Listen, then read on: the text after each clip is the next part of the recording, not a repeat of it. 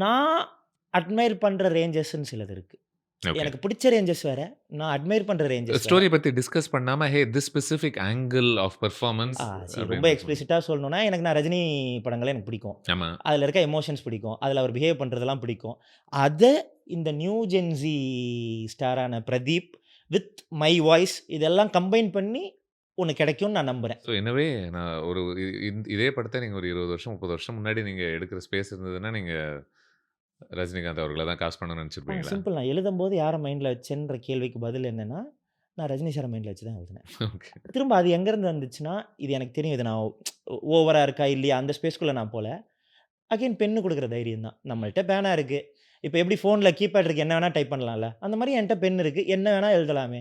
எனக்கு யாரையாவது இமேஜின் பண்ணா தான் ஸ்டிமுலேட் ஆகும். ம். ஸோ நான் எனக்கு பிடிச்சவங்க ரஜினி சார இமேஜின் பண்ணிக்கிட்டேன்.